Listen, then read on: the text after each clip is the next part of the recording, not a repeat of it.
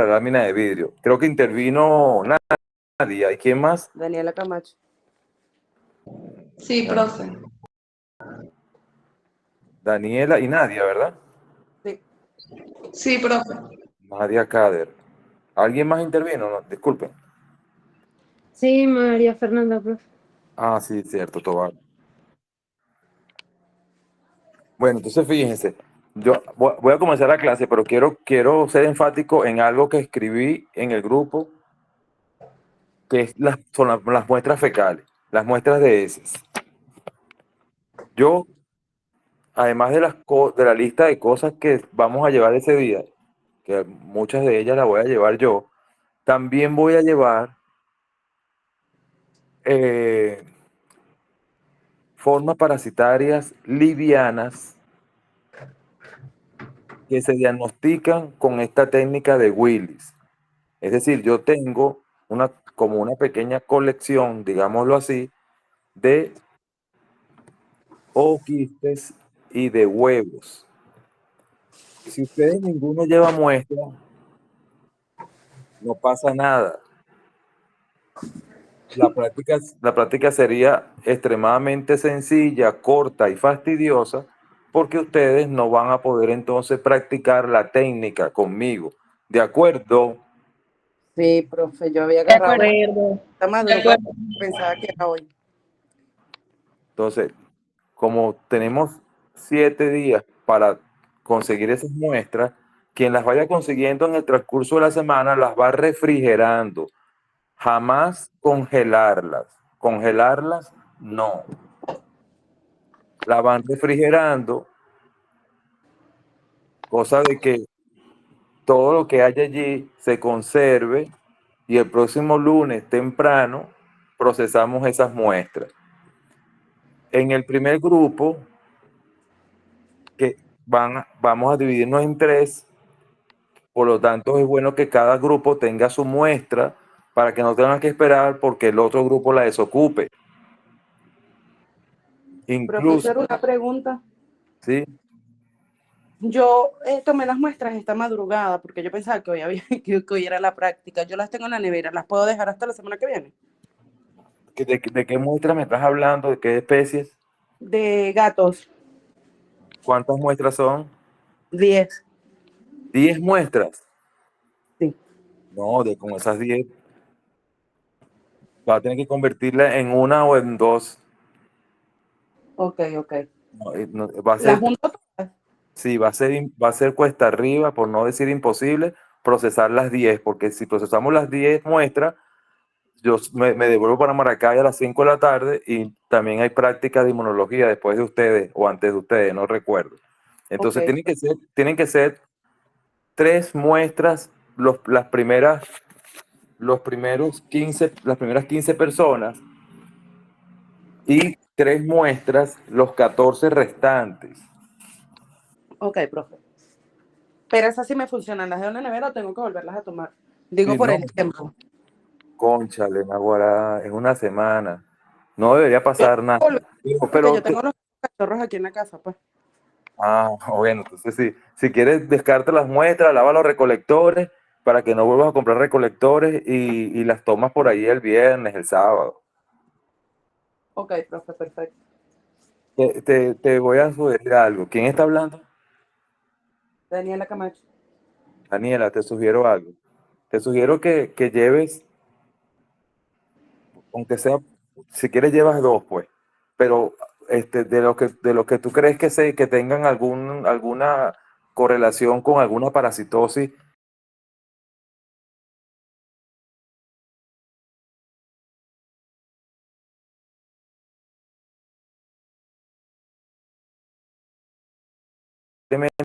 Tú tengas un programita de desparasitación más o menos controlado, entonces van a practicar la técnica, es verdad, pero si las muestras tuviesen en condiciones como yo les escribí, hubiese más probabilidad de ver los huevos, de ver los parásitos. Recuerden cuáles son las Bueno, probabilidades. Las probabilidades mayores son, escuchen bien siempre lo que digo, las probabilidades mayores son de animalitos de la calle, animalitos comunitarios, animalitos de refugio, y sobre todo jovencitos, entre 1, 2 y 3 meses de vida. Esos, por lo general, tienen ya más o menos una carga parasitaria interesante, más probabilidad de los domésticos a los cuales cuidamos mucho. ¿De acuerdo? Sí, profe, estos son los... Yo los rescaté la semana pasada de la calle y no los he vacunado. No les he dado antiparasitario. No, esta semana, terminando la semana, fue que los rescaté. Ok. Pintan bien. Y, y cachorros caninos de menos de 3 meses, ¿alguien pudiese conseguir? Yo, profe, yo creo que puedo conseguir.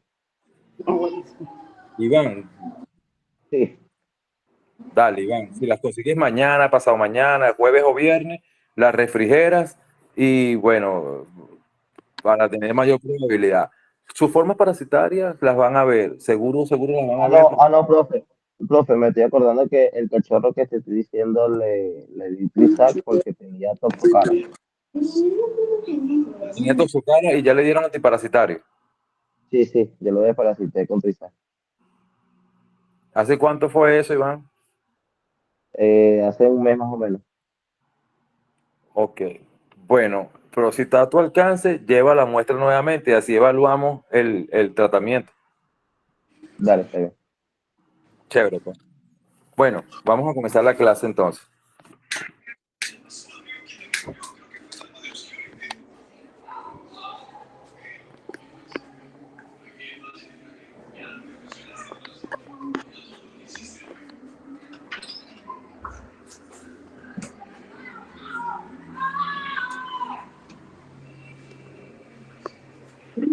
Profe, disculpe, buenas tardes. Mi nombre es Catherine Berra. Yo no tenía luz y me tuve que mover de lugar. No sé si ya pasaron la asistencia. Sí, ya la pasé. De todos modos, ya te estoy colocando aquí la asistencia. Faltaría el Ah, tercer y último control, que es al final. vale, muchas gracias. De nada. Vamos a ver, ¿quién me dice que es un parásito monoxeno? No escuché.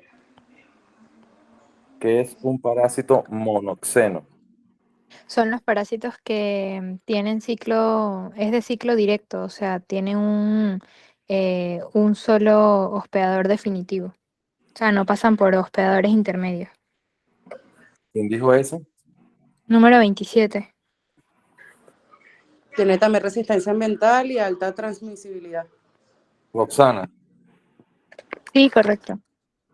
Ajá. Rosana, vamos a arreglar un poquito la cosa. Parásito monoxeno es aquel que para completar o para realizar todo su ciclo de vida necesita de un solo hospedador. Al decir que necesita un solo hospedador, ahí no tienes que diferenciar entre definitivos e intermediarios porque es uno solo y ese lógicamente va a ser hospedador definitivo. ¿De acuerdo, Roxana? Cierto, cierto. Está bien. Okay. ¿Y qué es un parásito eurixeno? Que infecta a varios tipos de animales, varias especies, como huésped definitivo. Ajá. Que son especies muy distintas, porque el prefijo euri significa ancho. Al tú decir que parasita varias especies, los parásitos estenoxenos parasitan varias especies, si son afines. Lo que hablamos del ejemplo de los felinos, ¿se acuerdan? Sí. Entonces, fíjense, como están respondiendo de forma, no digamos que mal, no. No están respondiendo completamente como debe ser. Le faltan unos detalles importantes en la respuesta. Tengan, así cuando vaya a corregir el primero y el segundo examen, así también van a tener sus penalizaciones, porque deben ser más específicos en la respuesta, porque si no se parecen lo mismo. Lo que tú dijiste de parásito eurixeno aplica para estenoxeno. ¿De acuerdo? Sí, De De acuerdo. acuerdo. Entonces, bueno, mira, aquí teníamos el bendito ciclo que vimos varias veces de un parásito monoxeno o de ciclo directo. Tiene solamente un hospedador, que es aquel rumiante que está allá arriba, específicamente una oveja. Y es verdad que esos huevos llegan al pasto, llegan al medio ambiente, llegan a la tierra, pero la tierra o el medio ambiente no es nuestro hospedador, es simplemente un medio de evolución. Y pregunto yo, que no intervengan las mismas personas siempre, por favor, ¿qué es el medio de eliminación?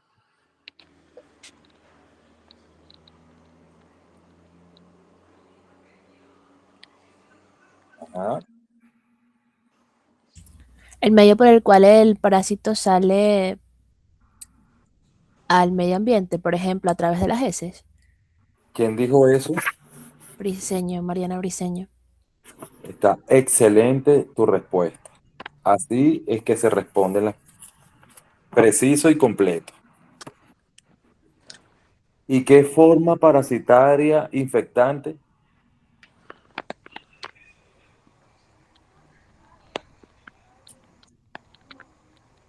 Están con inteligencia artificial a full. es la forma o el estado del parásito en que puede infectar al huésped, definitivo. ¿Eso fue con Gemini, con ChatGPT o con Cloud? No, profe, con nada en realidad. ¿Quién es usted? María Fernanda. Ah, perfecto. Muy bien. ¿Y qué diferencia hay entre este ciclo y este ciclo? Que creo que en este Hay un operador intermediario, en este caso es el caracol. ¿Quién es usted? Nadia. Cadero.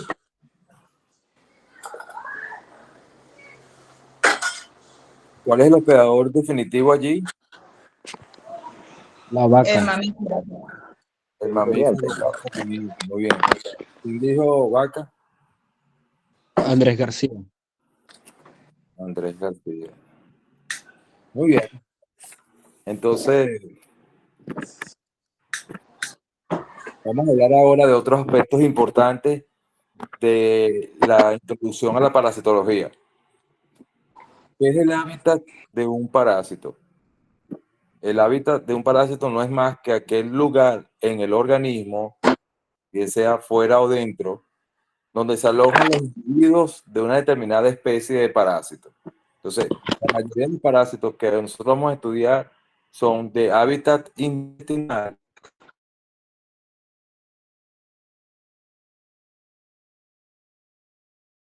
hábitat sanguíneo.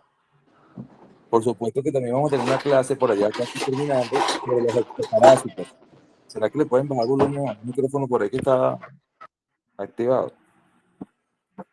En este caso, para los ectoparásitos, el hábitat es la piel, ¿verdad que sí? Sí. Correcto. Ajá. Los hábitats se dividen en varios tipos.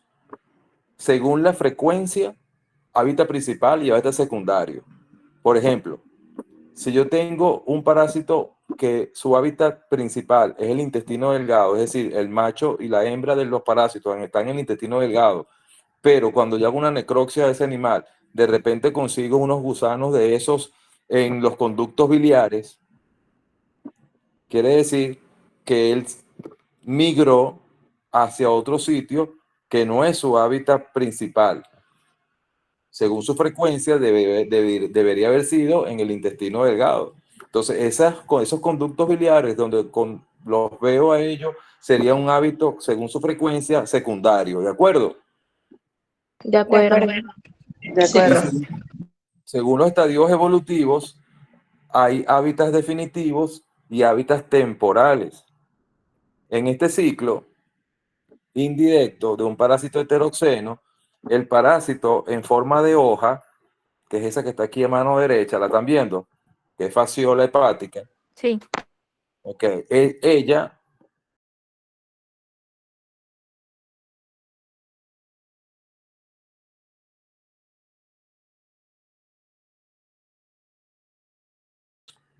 ok, pero cuando el ciclo sale del rumiante y unas formas inmaduras del parásito alcanzan el caracol, entonces eso corresponde al hábitat temporal. Es decir, según los estadios evolutivos, definitivo es el sitio donde conseguimos a la forma parasitaria de mayor evolución del parásito. En este caso, fasciola hepática adulta está donde dije, en los canalículos biliares intrahepáticos. Pero hay unas formas evolutivas inmaduras, jóvenes, que las conseguimos dentro del caracol. Necesariamente tienen que pasar por el caracol y eso sería un hábitat temporal. ¿De acuerdo? De acuerdo. ¿Quién me habla de un parásito? Hábleme de cualquier parásito que ustedes conozcan. Vamos a ver, láncenme uno allí. Dígame, por favor. Yardia. Yardia. Yardia. Muy bien, Yardia, muy bien, Yardia. Yardia es un protozoario, ¿verdad? Es un parásito unicelular. No es un gusano, no es un helminto, no es un nemátodo, no es un céstode, no es un tremátodo. No es simplemente un organismo unicelular protozoario que produce daño. El hábitat principal de Yardia es en la luz del intestino delgado, de perros, de gatos, de mamíferos e incluso de humanos. Si, por ejemplo, obtuviésemos una muestra de vesícula biliar, un líquido biliar, y consiguiésemos un trofozoito de Yardia en ese líquido, en esa muestra, ese sería un hábitat no tan frecuente para Yardia. Por lo tanto, sería un hábitat secundario. En este caso es por frecuencia. Su hábitat principal es en la luz del intestino delgado y como lo conseguí en un sitio donde no habitualmente no se consigue ese trofozoito, entonces ese sería un hábitat secundario.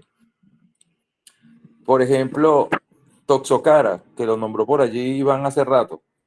Toxocara, hembra y macho, viven en la luz del intestino delgado, de perros o de gatos. Si yo consiguiese un adulto de eso, por ejemplo, en el estómago del animal, eso sería su hábitat secundario. ¿Por qué? Porque la forma evolutiva de adulta es en la luz del intestino delgado. Los parásitos tienen dos formas importantes de reproducirse. Escuchen bien, ¿me están oyendo? Sí. Sí. Sí. Okay, ¿van entendiendo hasta ahora? ¿Todo bien?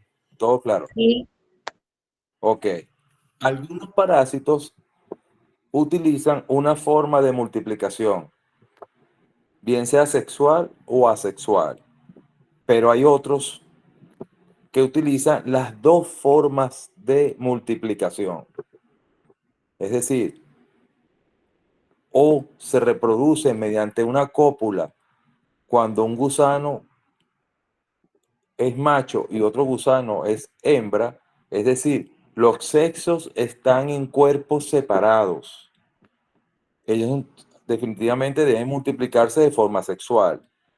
Toxocara es un buen ejemplo. Hay toxocaras en el intestino machos y toxocaras hembras. ¿De acuerdo? De acuerdo. De acuerdo. Y el ejemplo de reproducción asexual, vamos a tomarlo con Yardia, que uno de ustedes nombró hace poquito. Ese protozoario se divide solamente dividiendo su cuerpo en dos organismos idénticos uno del otro. Si eso fuese así, ¿cómo se llamaría esa multiplicación? Fisión binaria, ¿verdad? O división binaria. ¿Se acuerdan de las células que se dividen así? De una célula salen dos células hijas, exactamente idénticas. Sí. Hola. Sí.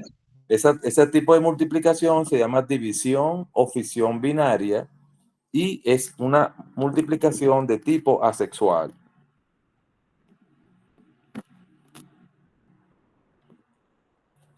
O hay un grupo de parásitos del cual nombramos la clase pasada, toxoplasma. ¿Se acuerdan de toxoplasma? El que produce la Sí, toxoplasmosis. profe. Que, Sí, que el gasto está involucrado en esa parasitosis, en esa enfermedad. Sí, ¿verdad? Se ubican. Bueno, ese parásito, Toxoplasma gondii, es un protozoario muy particular, clasificado en el grupo de los coccidios, y ellos se multiplican de las dos formas. Hay una forma de gameto masculino que fecunda a una forma de gameto femenino, y aunque no sea una cópula entre espículas y vagina, es una forma de reproducción por fecundación. Pero también toxoplasma en algún otro momento dentro de la persona o dentro de un animal también puede multiplicarse por fisión binaria. Es decir, también puede hacerlo de forma asexual. ¿Se entendió eso? Sí, profe. Sí. Aquellos que se dividen de forma sexual se subdividen en monoicos y dioicos. ¿Qué significa mono? Uno. Uno solo. Uno solo. Uno solo. profe. Ok. Y dioicos, Dos. dos. ¿Qué quiere decir eso con monoicos y dioicos entonces? ¿Qué es un gusano monoico? Que tiene una sola forma sexual. O es hembra o es macho. ¿Quién dijo eso? Nadia. Nadia Kader, o Kader, ¿cómo se pronuncia? Kader. Muy bien, Nadia, excelente. Por ejemplo, Toxocara, hay un macho y una hembra en la luz del intestino delgado de perros o de gatos. Entonces, ellos son monoicos. ¿Y un dioico qué sería? El que tiene los sexos separados en individuos distintos, podría ser. No, eso es lo que... No.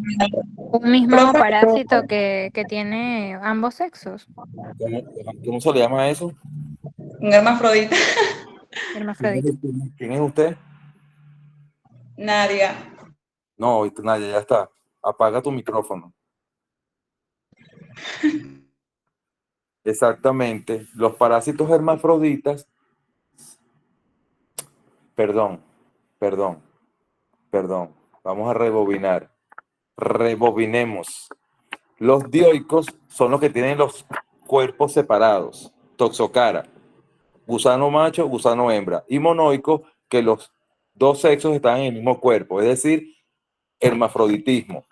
Un ejemplo del hermafroditismo es esta fasciola hepática que yo les estaba hablando hace rato, que vive en los canalículos biliares intrahepáticos, ese que tiene forma de una hoja, de una hojita, es un gusano planito, pequeño, es monoico, es decir, al ser hermafrodita, en el mismo cuerpo tiene aparato reproductor de macho y aparato reproductor de hembra. ¿De acuerdo?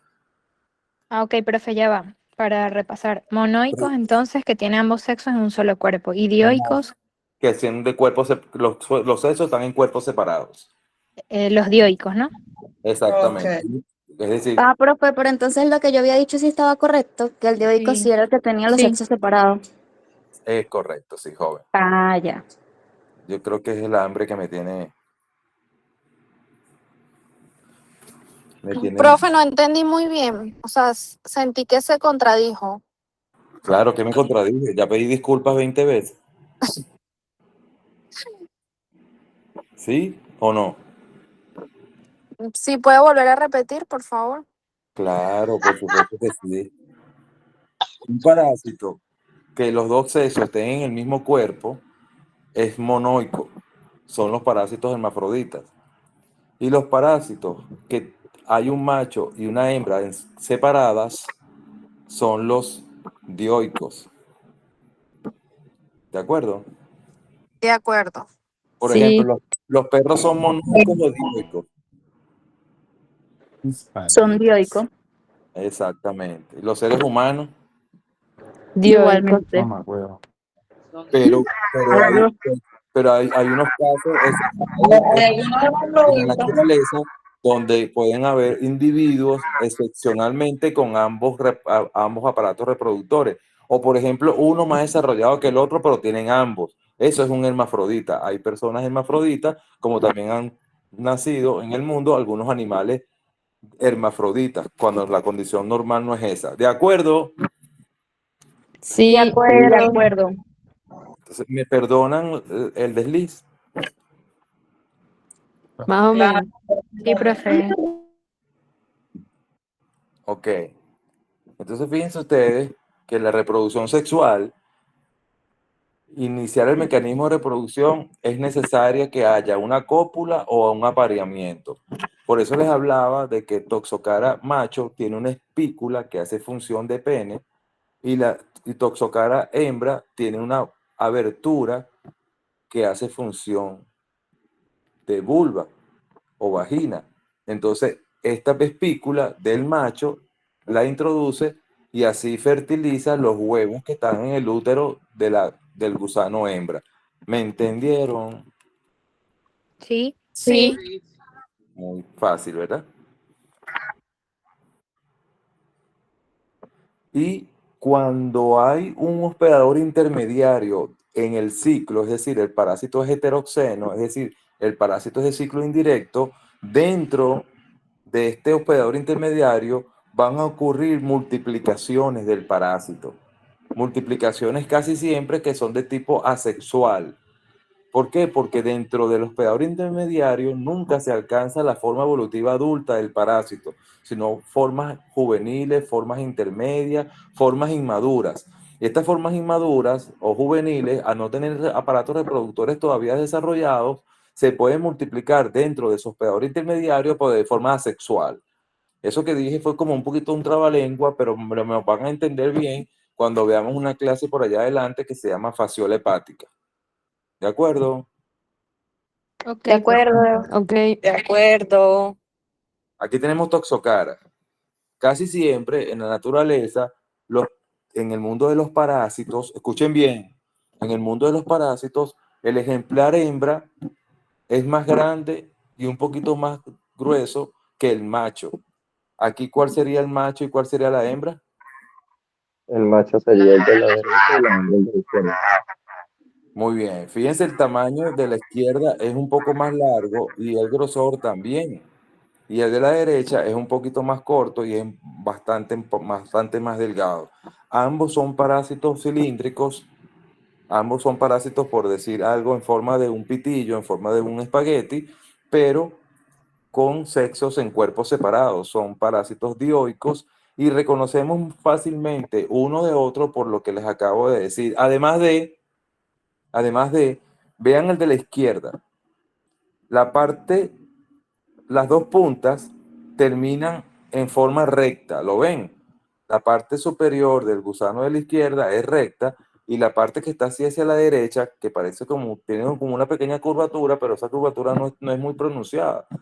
También vean ustedes que termina casi en forma recta, mientras que el otro no. El del lado derecho, el macho, la parte anterior, por donde está la boca del parásito, donde el parásito se alimenta, es la parte que termina en forma recta, y en la parte de abajo, que es la parte posterior, por ahí donde van a salir las espículas para la cópula, siempre termina con una curvatura en forma de gancho chiquitico. ¿Lo ven? sí. Sí. Ok, entonces este gusano que está aquí a la derecha es el macho y esa parte que estamos viendo allí final es la parte posterior y esta parte que está aquí es la parte anterior. Aquí es que está la boquita conformada por 3 labios. ¿De acuerdo? sí. De De acuerdo. acuerdo. ¿Están aburridos o voy bien? No, profe, todo bien. No, para nada. Ok, ¿qué tenemos aquí ahora? Aquí tenemos un parásito o 2 parásitos.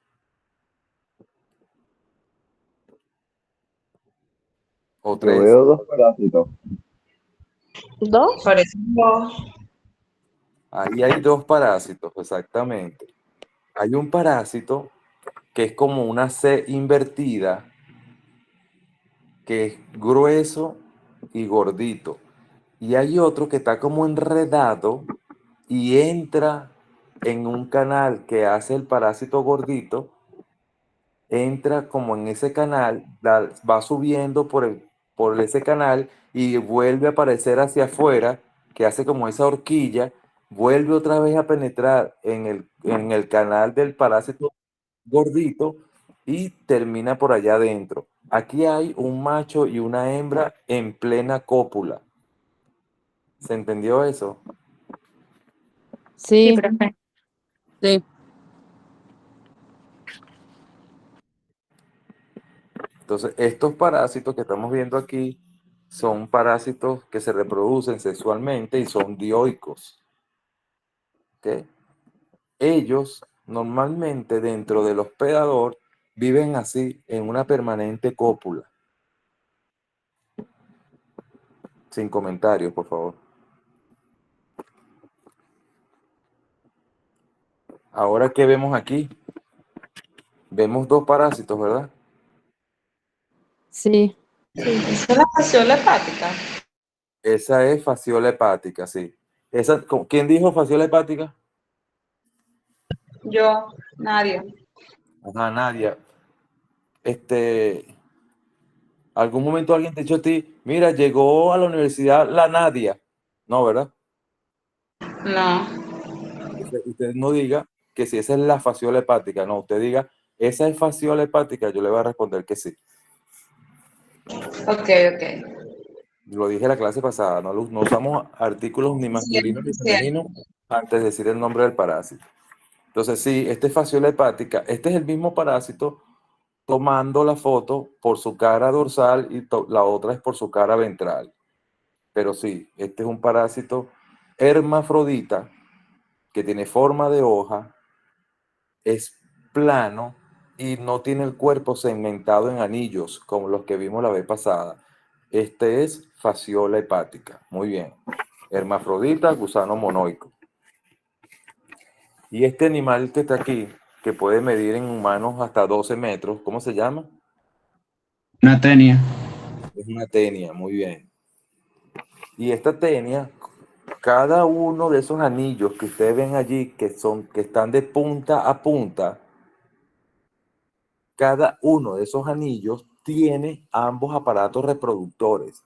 Imagínense la cantidad de huevos que debe producir un parásito de estos cuando cada anillo produce huevos. ¿Se imaginan? Sí, demasiado. ¿Se puede repetir esa parte que no la escuché? Cada anillo de tenia,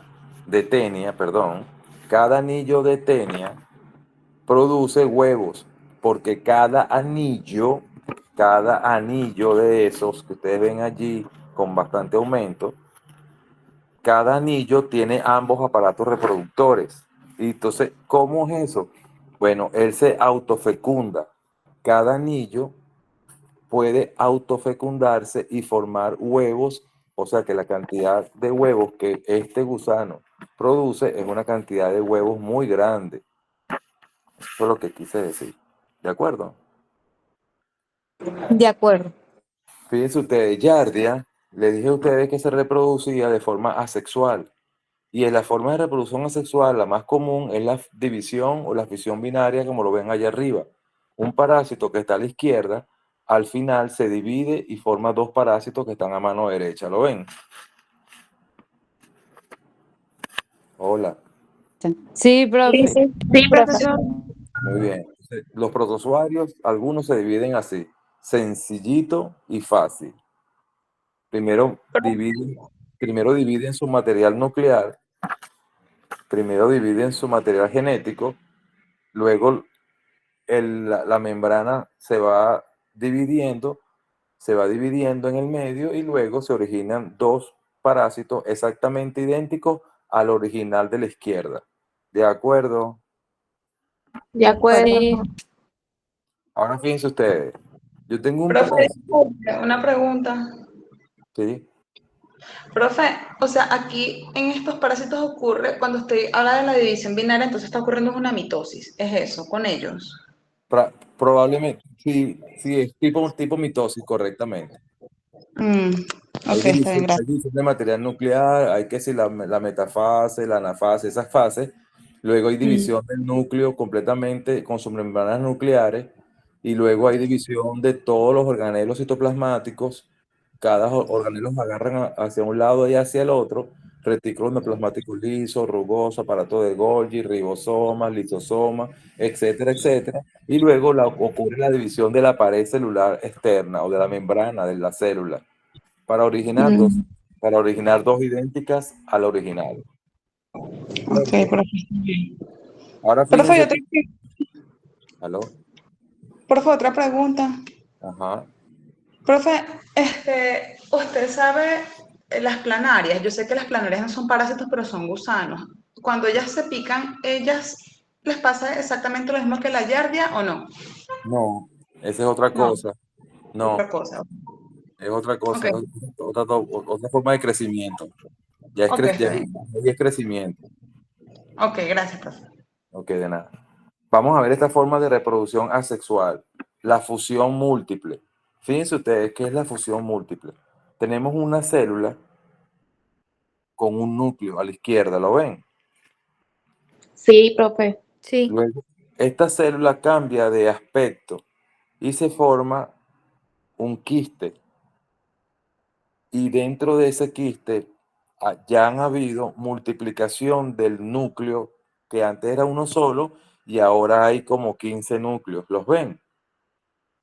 sí, Y posteriormente cada núcleo de esos, sean 10, sean 12, sean 15, sean 6, sean 8, cada núcleo de esos toma un poquito de citoplasma, toma un poquito de membrana y cuando el quiste se rompe, la pared del quiste se rompe, se liberan varios organismos idénticos al original.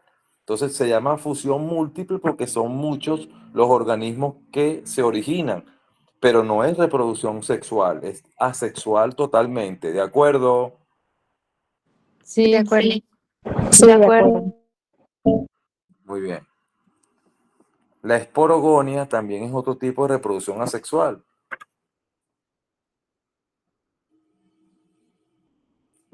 Y tenemos también otros que se llaman esquizogonia. Este tipo de reproducciones son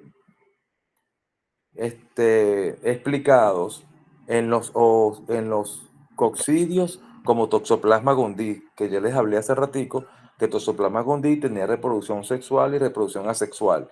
Pero en las reproducciones asexuales de Toxoplasma gondii, dentro de una persona o dentro de un animal, ocurre muchas veces por esporogonia, este tipo de multiplicación. Fíjense que hay uno solo, en un solo organismo, en la letra A, y en la letra D hay 4 organismos encerrados en una pared muy gruesa, una pared quística. Entonces, esto es lo que se llama esporogonia. Vamos a hablar ahora de lo que es la patogenia. La patogenia en las enfermedades parasitarias no son más que los mecanismos estudiar, conocer, comprender. Presten atención aquí que esto es importante para ustedes que van a ser médicos. ¿Me están oyendo? Sí, sí, Ok, son los mecanismos que el parásito utiliza para causar daño al hospedador. ¿Me están oyendo? Sí, Ok, entonces son varios mecanismos que vamos a explicar. Hay mecánicos fisiológicos e inmunológicos. Ok, presten atención acá. Mecanismo mecánico, mecanismos fisiológicos y mecanismos inmunológicos. Los mecánicos se subdividen a su vez en 3. Mecánico obstructivo, mecánico traumático y mecánico compresivo. Los fisiológicos se dividen a su vez también en 3. Fisiológico de expoliación o expoliatriz, fisiológico de destrucción celular directa por el parásito y fisiológico de destrucción celular por sustancias que secreta el parásito. Y los mecanismos inmunológicos, sí es el más sencillo, que es uno solo, el mecanismo de inflamación. Acabo de decir, acabo de enumerar 7 mecanismos por los cuales los parásitos le pueden producir daño al animal. 3 mecánicos, 3 fisiológicos y un inmunológico, ¿de acuerdo? Profe, Sí, disculpe, de sí. los 3 fisiológicos de expoliación, de destrucción celular, ¿por qué? Que me quedé en el segundo. Por acción directa del parásito. Y el tercero por sustancias que secreta el parásito. Excelente, corazón. Gracias. Buena apuntadora usted. Gracias. Entonces, aquí están explicados todos, fíjense. Vamos a avanzar un poquito rápido en esto, pero es sumamente importante. Sumamente importante. Vamos a seguir con un ejemplo bien chévere, que es el ejemplo de Toxocara, que Iván nombró Toxocara hace mucho rato. Iván, ¿estás ahí o estás comiendo? No, estoy aquí escuchando. ¿Te gusta la clase, Iván? Sí, bastante. Bastante interesante. Muy bien. Fíjense ustedes. Toxocara son aquellos gusanos que vimos un macho y una hembra en una misma fotografía, ¿recuerdan? ¿Sí? Sí, sí, profesor. Esto, ¿cierto? Sí. Muy bien. Vamos a suponer, ¿dónde dije yo que cuál era el hábitat principal de Toxocara? El inicio del intestino, algo así. En la luz del intestino delgado. El intestino delgado, de caninos. ¿De caninos o felinos? Muy bien. La respuesta está completa y concisa.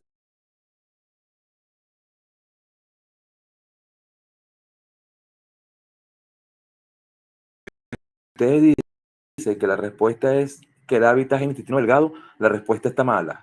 La respuesta correcta es como lo ustedes acaban de decir en este momento. Repítanla, por favor. En la luz del intestino delgado. Muy bien, en la luz del intestino delgado. Mosca y pues. ¿Y hay que especificar que es de perro y gato o solamente así, tal No. cual como lo dice? Tal cual lo están diciendo ustedes. Cuando nosotros vamos a una clase de Toxocara muy larga, dentro de unas semanas, y vamos a explicar mucho más detalles de estos dos señores. Pero los traigo a colación ahorita para explicar los mecanismos patogénicos. ¿De acuerdo? De acuerdo. De acuerdo. Ok. Entonces, fíjense. Imagínense ustedes que en la luz del intestino de un perrito de un mes de nacido hayan 80 parásitos de estos o 120 parásitos de estos. ¿Ustedes se imaginan eso?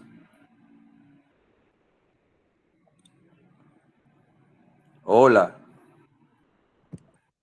Sí, profe. Ellos no pueden estar estirados por completo dentro del intestino. Ellos forman unas bolas de parásitos enredados. Eso se llama bola toxocariana. Muchos machos y hembras enredados formando como una bola, como un ovillo. ¿Sabes la gente esa que teje y que hace manualidades con estambre? Ajá. Ok, algo así.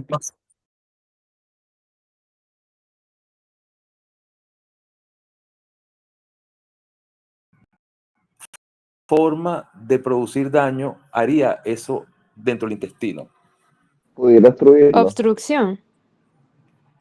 Pero ustedes saben más que pescado frito. Aquí está. Mecánico obstructivo. Muy bien. Pueden obliterar conductos naturales del animal, es decir, tapan, obliteran el intestino delgado de ese animal. ¿De acuerdo? Sí. De acuerdo. El alimento, De acuerdo. el alimento puede transitar por ese intestino. No. ¿Cómo se No, profe. manifestaría, cómo se manifestaría clínicamente la presencia de eso que el animal no puede transitar ¿qué pasaría con ese animal? ¿Para dónde iría ese alimento? lo vomita. Lo va a vomitar. Muy bien. Eso sería un signo de esta parasitosis. ¿De acuerdo? De Sí, acuerdo. Ajá. Y si esa bola toxocariana es muy grande, ¿cómo se verá desde el punto de vista ventral si tú agarras ese perrito, ese gatico y lo levantas por las patas boca arriba? Se va a ver obeso, con la barriga inflamada. Barrigón, ¿verdad? Eso no se llama así, pero para que lo entiendan. Y si tú tocas el abdomen de ese animal, lo palpas con tus manos o con tus manos y tus guantes, no sientes que hay como una masa grande en ese intestino que puede confundirse con una masa tumoral. ¿Sí o no? Sí. Muy bien. Entonces, ese es el mecanismo mecánico obstructivo. Y díganle su nombre y su apellido. Mecánico obstructivo. ¿Cómo sería el compresivo? Cuando el tamaño del parásito se hace muy grande en relación al espacio que él tiene para crecer. Imagínense ustedes que un parásito, por ejemplo, aquel parásito que hablamos de la carne del cerdo, que no se cocina bien y ese parásito pasa al ser humano y por vía sanguínea llega al cerebro. Por supuesto, ¿hay espacio en el parénquima cerebral para que se desarrolle un parásito? No hay espacio. Ese es un órgano sólido formado por millones de neuronas y axones y terminaciones nerviosas. Entonces, algo que llegue allá arriba va a producir por compresión un daño porque va a dañar al tejido que está circundando a ese parásito. ¿Se entendió el mecánico compresivo? sí, Sí, profe. ¿Y Sí. cómo creen ustedes que en ese animal se puede manifestar esa enfermedad? Oye, con dolor fuertes de cabeza, con cefalea, con mareos, con convulsiones, ¿sí o no? Sí. Ok. sí, Y el mecánico traumático es el más fácil de explicar. Vámonos otra vez al ejemplo de Toxocara. Si Toxocara tiene en su extremo anterior una boca con 3 labios y eso lo usa él para fijarse, para morder la mucosa del intestino, eso produce un daño a nivel de la mucosa intestinal del intestino delgado, valga la redundancia. Entonces, ese sería el mecanismo mecánico traumático. ¿Se entendió? sí, Sí, profe. Ahora facilito los 3 mecanismos. Mira, aquí está el ejemplo de Toxocara, ¿ves? Tenemos el perro con su mecanismo obstructivo, su mecanismo compresivo y su mecanismo traumático. Este es la necropsia de un perro donde extraen el intestino delgado o todas las vísceras abdominales y cuando hacen un corte ven esta parranda de gusanos adultos allí, machos y hembras. ¿De acuerdo? Ok, profe. De acuerdo. Este que está aquí más a la derecha, más a la derecha, más a la derecha, más a la derecha de todos ellos, ¿es una hembra o un macho? Parece hembra por el tamaño y el grosor. Parece hembra. Es una hembra, exactamente. ¿Por qué sabemos que es una hembra? Primero porque es muy larga, segundo porque es algo gruesa en comparación con unos que están por ahí más delgaditos, y tercero, el extremo anterior y el extremo posterior, más o menos la fotografía permite ver que termina en forma recta. No hay una curvatura así como tipo ganchito como lo había en el macho. ¿Lo recuerdan? sí, Muy bien. En este caso es un cerdo, que también puede suceder con Toxocara, pero este es un cerdo infectado con Ascarisum, que son parásitos alargados como espaguetis parecidos a Toxocara en perro y gato. Este es un caso típico de Ascarisum en cerdos. Nosotros también tenemos un Ascaris, los seres humanos. Ustedes sabían, ¿verdad? Hola. No. no, no Ustedes- Profe, sabía, es profe. el que le dicen lombriz solitaria. No, la solitaria es la tenia, la largota que tiene los anillitos. Es el Entonces, rosadito, Pregunta. el gusano más o menos como de 20 centímetros que algunos de nosotros expulsamos cuando éramos niños, que es rosadito, alargadito, redondeado. ¿Sí? ¿Lo han visto alguna vez? ¿A un niño expulsando eso? ¿O No. ustedes mismos? ¿Un familiar de ustedes? Nadie. Sí, Ahora, profe. No, profe. ajá. ¿Ustedes Sí, han yo visto sé. ¿ustedes han visto las lombrices de tierra? Que son como rosaditas. Sí, Sí, sí. Bueno, Ascaris lumbricoides, que es nuestro, de seres humanos, se parece más o menos a una lombriz de tierra, pero un poquito más larga, pero más o menos así para que se lo imagine, y con ese color. Entonces, pero el cerdo tiene un Ascaris distinto que se llama Ascaris zoom. Entonces, aquí, por ejemplo, vemos un corazón que tiene muchas vesículas parasitarias. ¿Ve? En la parte externa de este corazón vemos muchas vesículas parasitarias. En este cerebro extraído del cráneo de un animal, vemos también esas vesículas transparenticas que parecen como unas bolsitas de agua. Y también sobre la musculatura vemos también esas vesículas de color blanco que pertenecen a una infección parasitaria.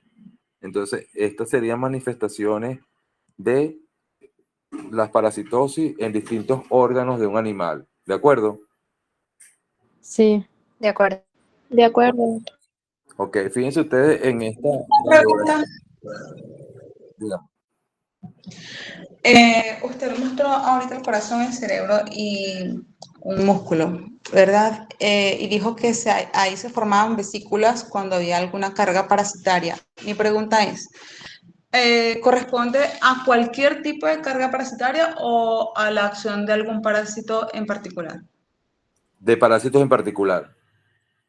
Por ejemplo, Toxocara, Toxocara cati o Toxocara canis en perros o gatos no producen esto. Ascarisum en cerdo no produce esto.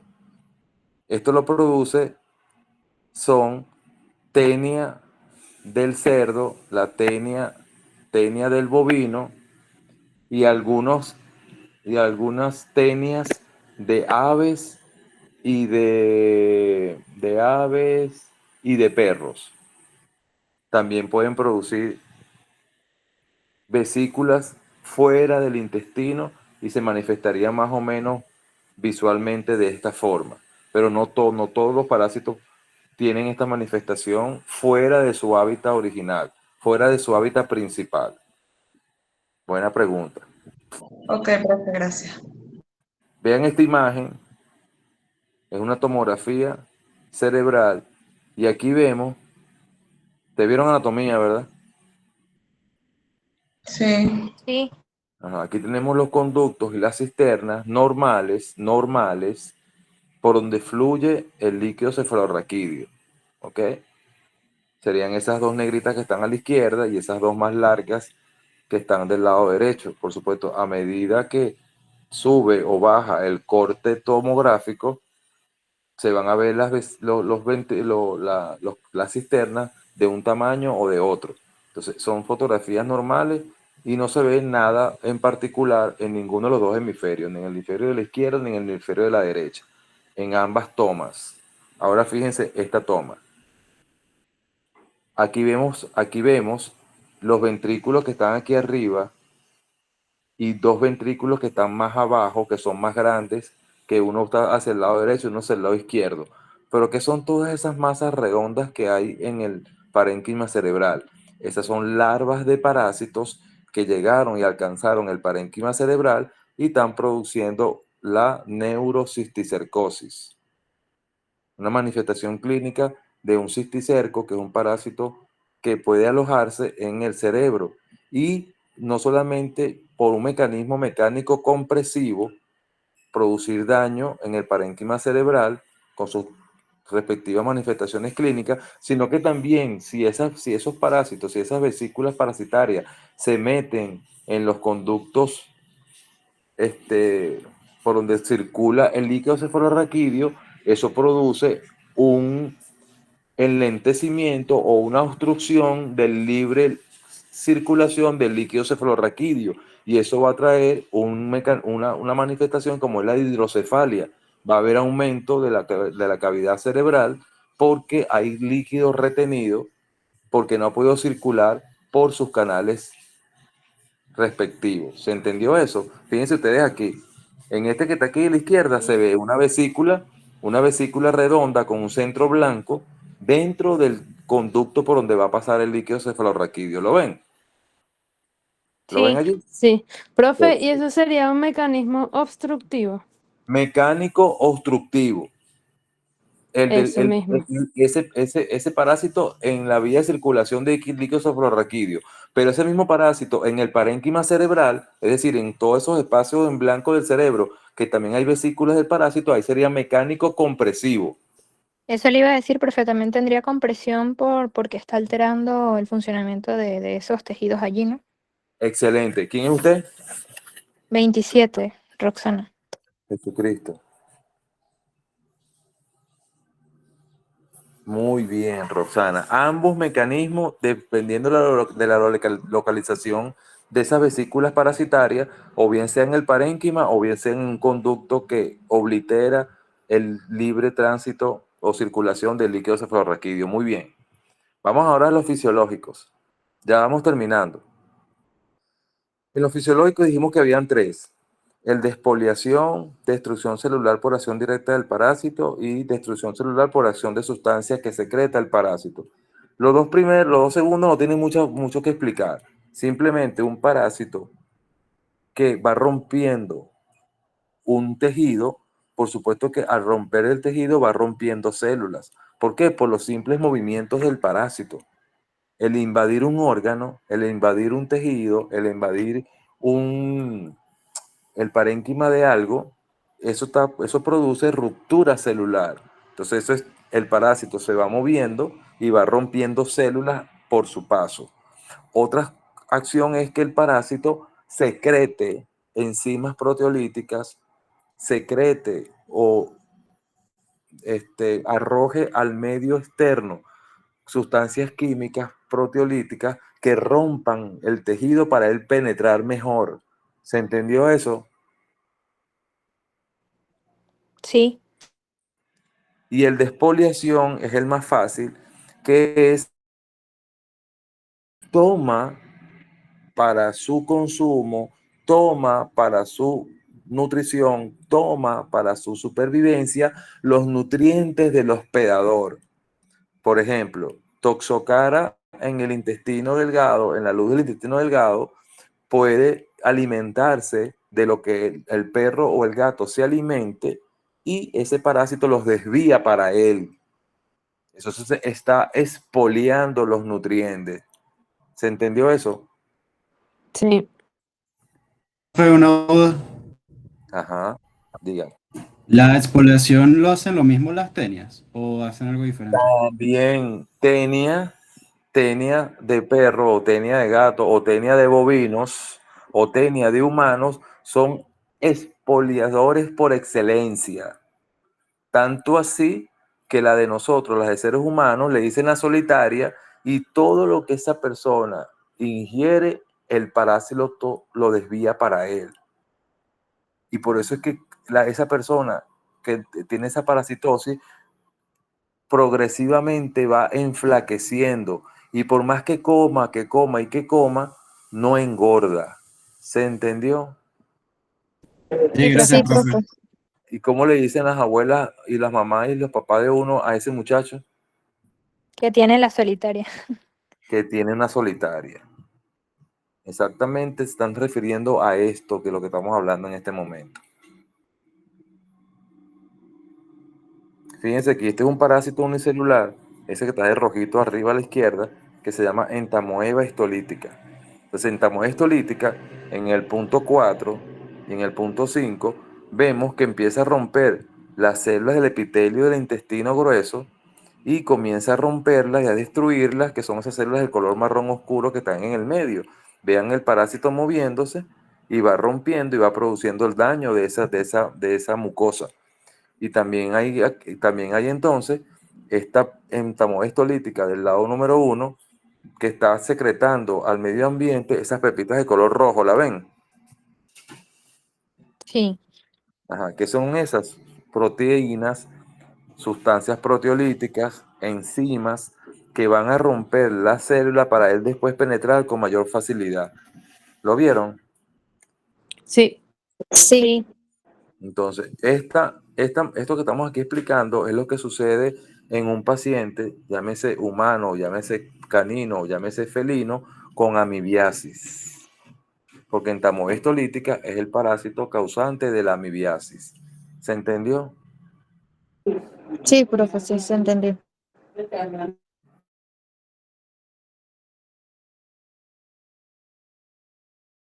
Relacionado con la reacción del hospedador ante la presencia del parásito.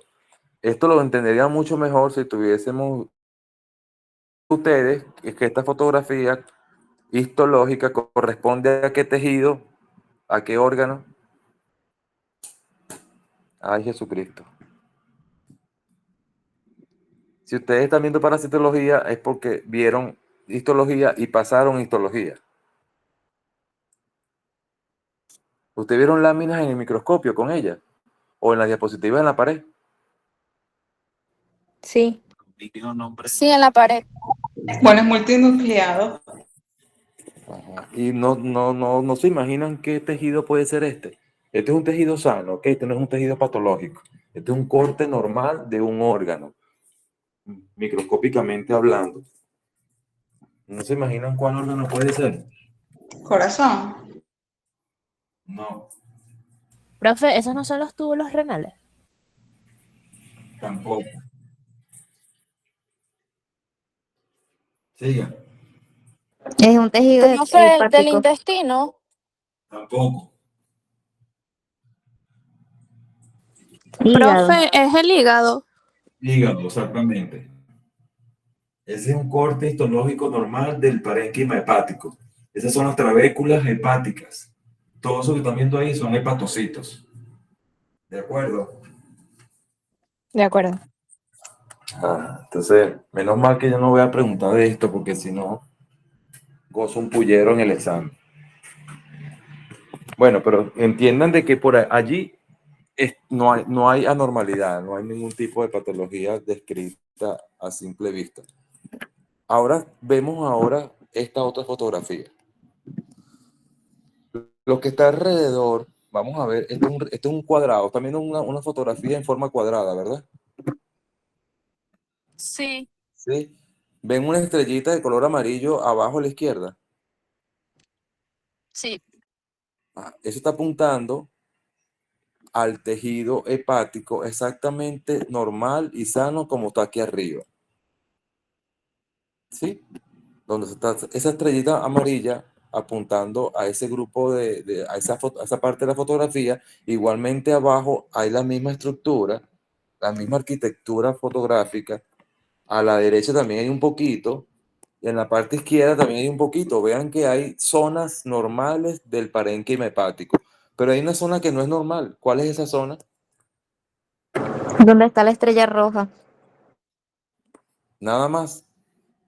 No, y las azules Bueno, el también. azul también. Ok. Entonces fíjense ustedes que esto no se parece a esto. ¿Verdad que no? No. ¿Qué es lo que tenemos allí en el medio? Exactamente en el medio, indicado con la estrella roja, tenemos el huevo de un parásito que de alguna forma, que no voy a detallar ahorita, de alguna forma llegó al hígado. Al llegar al hígado, donde no debe estar ningún patógeno, ¿qué pasa con las células del sistema inmune? Se comprime. Empiezan a llegar al sitio de infección para atacar a ese invasor extraño, a ese patógeno. ¿Sí o no? Sí. Sí. Sí.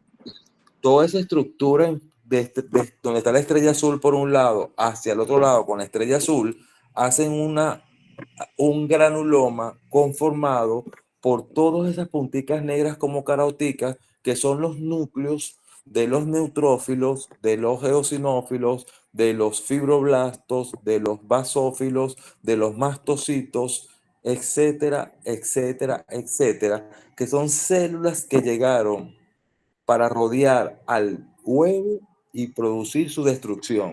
¿Se entendió? Sí. Sí, Sí, profesor. profe, se entendió. Entonces, esto es el proceso de inflamación. Esas células van a destruir al huevo, pero también pueden destruir parte del tejido hepático sano que rodea al huevo. ¿De acuerdo? De De acuerdo. acuerdo. Y terminamos la clase. Pero no se vayan, que falta un pedazo interesante. ¿Qué les han parecido las 2 clases de parasitología hasta ahora? Muy interesante, Buenísimas, profe. Súper bien, interesantes. súper bien. Bastante interesante. Bueno, fíjense que para que empezamos a hablar de fasciola hepática, toxocara, babesia, trypanosoma, dirofilaria, dipilidium, para poder empezar a hablar de parásitos, tienen que saber y dominar más o menos todo esto, porque si no, no me van a entender cuando empecemos a ver enfermedad por enfermedad. Entonces, vamos a terminar la clase de hoy con una breve explicación del trabajo práctico que vamos a hacer el próximo lunes. Profe, Sí, tengo una pregunta. dígame. Lo que usted habló al principio del hábitat principal y secundario, por ejemplo, cuando un parásito em, tiene, o sea, puede hacer migración a otros órganos o tejidos, o sea, eso cuenta como un hábitat secundario. Correcto, correcto. Ok, Sí, así mismo es. ok, ok, ok. Por ejemplo, en la entamoeba también se puede explicar eso facilito. Te voy a explicar. Y así cerramos la idea. Ese O sea, es, pero disculpe, profe, mi pregunta es, o sea, no es necesario como que tenga, o sea, como que viva un tiempo allí o unas horas o días, o sea, simplemente la migración, pasar por allí, ¿eso cuenta como hábitat secundario? sí, porque hay algo importante que es que a veces el parásito debe pasar un tiempo por el pulmón, pero eso es un paso obligatorio en su ciclo de vida, para después instalarse en su hábitat definitivo, que es la luz del intestino. Ya, eso es distinto. Eso es distinto. Por ejemplo, Toxocara, primero, antes de llegar al estadio adulto, ellos pasan unos días en los pulmones de los perros y de los gatos. Luego pasan por la tráquea y por el esófago al tubo digestivo, y cuando llegan al intestino terminan de crecer en macho y hembra adultos. Entonces, eso no es migración, eso es un paso obligatorio dentro del ciclo. ¿Sí me Ok, sí, entienden? sí, profe, Profe, gracias. y si esa parte obligatoria del ciclo la cumplen en otro órgano, entonces también se podría considerar ese órgano como su hábitat secundario. Correcto, es como su hábitat secundario. Muy bien. Y En también este otro caso, ejemplo digan, de hábitat secundario es cuando utilizan un intermediario. correcto, un intermediario, las formas inmaduras del parásito, que también ahí cumplen funciones de multiplicación no sexual, sino asexual. También se aplica lo mismo. En este caso, ya para terminar, este parásito unicelular llamado entamoeba histolítica, la están viendo allá arriba, ¿verdad? Sí, Ok, es ese sitio allí donde está ella, es la luz del intestino grueso. El hábitat, el hábitat principal de entamoeba histolítica, de ese parásito unicelular,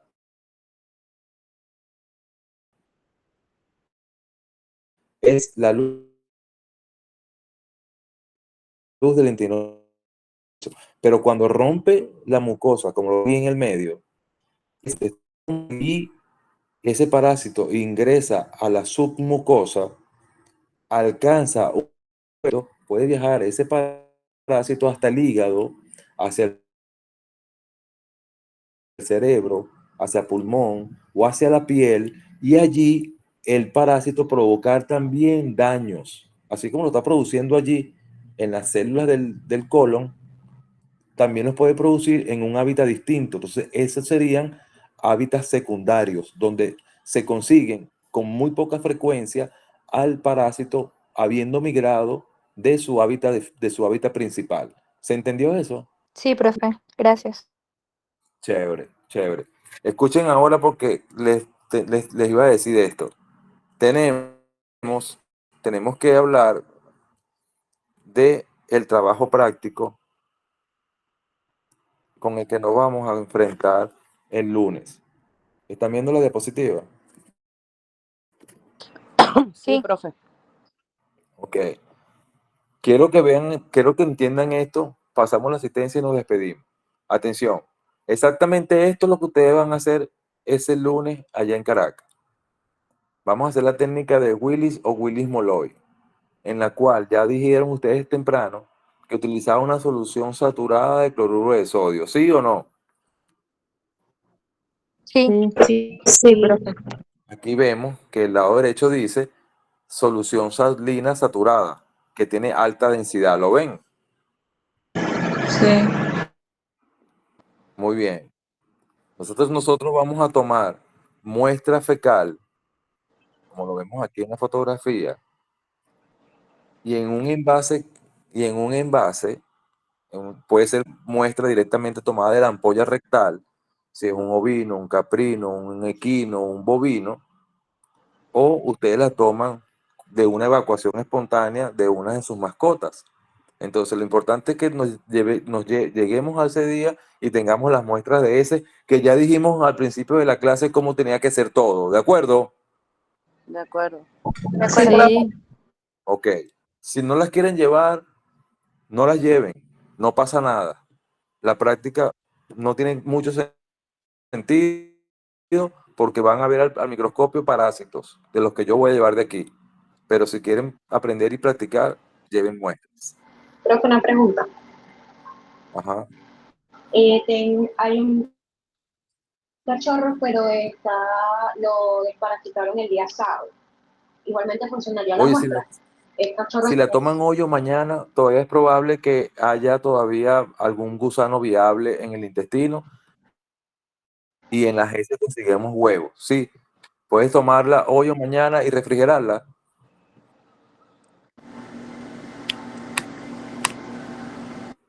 Pues, me supongo que quiso decir que sí.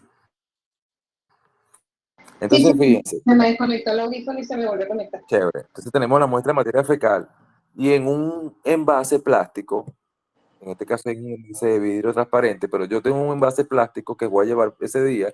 En ese envase plástico pequeñito, vamos a colocar hasta la mitad la solución saturada de cloruro de sodio, ¿ok? Hasta la mitad. Luego vamos a tomar con un aplicador de madera, con un palillo, vamos a tomar una cantidad de materia fecal aproximadamente o lo equivalente a un grano de caraota o a 2 granos de caraota. Vamos a hablar de esas caraotas que son como más grandes, las blanquitas, las rojitas. Vamos a ver más o menos como esa cantidad, más o menos. ¿Ok? Esa cantidad la vamos a colocar en esa solución saturada de cloruro de sodio que está llenando la mitad del envase, solamente la mitad, y vamos a resuspender eso allí con el palillo de madera. ¿Me siguen? Sí. Sí, sí, sí. Que resuspender significa que vamos a mezclar, vamos a homogeneizar. Nunca digan diluir porque esa mierda no se va a diluir en ese líquido. Entonces la palabra no es dilución, ¿de acuerdo? Sí. Que seguro, De acuerdo, profe, tranquilo. Entonces, una vez que ya disgregamos bien esa materia fecal en ese líquido, volvemos a colocar más líquido saturado hasta llegar al tope del envase, como si se quisiera rebasar, como si se fuera a botar. ¿De acuerdo? Sí. de acuerdo. Y cuando estemos llegando a casi a la superficie, colocamos encima una lámina portaobjeto como la que ustedes ven allí. ¿La ven? Sí. Sí, profe. Ya en la lista está la persona que ofreció llevar las láminas, ¿cierto? Sí. Muy Sí, bien, muy bien. Entonces, cuando esa lámina se coloque en la superficie del frasco, empezamos a agregar gotas de la solución saturada, gotas, gotas, gotas, gotas, gotas, gotas, para que ese líquido tienda a derramarse, pero no se va a derramar, sino que va a tocar el vidrio. Si se ubican, hace como una película. A medida que tú vas colocando las gotas, el líquido sigue aumentando y cuando llega en contacto con el vidrio, humedece el vidrio de la lámina portaobjeto. ¿De acuerdo? de Sí, acuerdo. profe. Sí. Por favor, vean el video que les mandé también. Y Sí, cuando, profe. y cuando este líquido toque el vidrio de la lámina, cuando lo toque y se humedezca toda la zona de la lámina portaobjeto, empiezan a contar 10 o 15, de 10 a 15 minutos. Ese es el tiempo de incubación de la prueba. En ese momento no pueden trabajar, no pueden tocar, no pueden mover la mesa o el mesón donde están ubicados. Tienen que separarse y dejar que eso flote espontáneamente. ¿Qué es lo que flota? Todas las formas parasitarias que son livianas y que con ese líquido de alta densidad llegan hasta la superficie y allí se concentran. ¿De acuerdo? Sí, Una vez que pasa el tiempo de 10 minutos, esa lámina se le da la vuelta con cuidado. Lo que estaba húmedo abajo, ahora va a estar en la parte de arriba, se le da la vuelta y se coloca una laminilla o 2 laminillas cubre objeto, esas sí las voy a llevar yo, y luego vamos directamente al microscopio a observar los parásitos si están presentes en la materia fecal. ¿Los están viendo?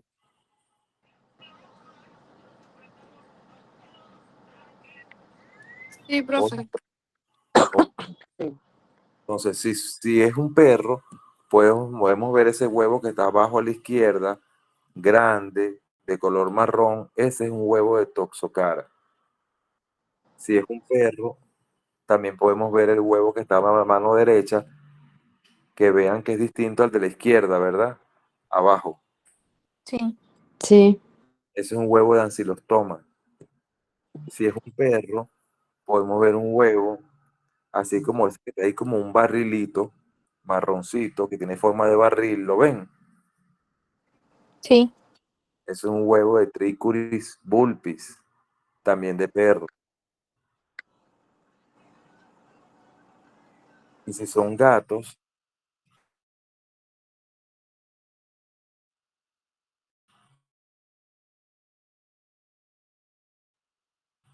podemos ver uno como este que está aquí, Toxocara, que para gatos se llaman Ancylostoma brasiliense, y así sucesivamente. Todas las formas parasitarias que salen con las heces a través del ano y que floten en ese líquido de alta densidad pueden ser diagnosticadas por esta técnica. ¿Alguna pregunta? No, profe. ¿Seguro? Seguro. Muy bien. Estamos terminando entonces y comienzo a pasar la lista para despedirnos. Andara, Aquí, profe. Richard,